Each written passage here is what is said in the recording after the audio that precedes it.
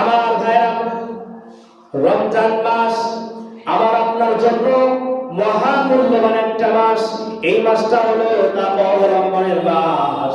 আল্লাহ রাব্বুল আলামিন বললেন, আমি আল্লাহ তাআলা এই রমজান মাসটা দেওয়ার উদ্দেশ্য হলো 12টা মাসের মধ্যে সব থেকে দামি মাস হলো রমজান মাস।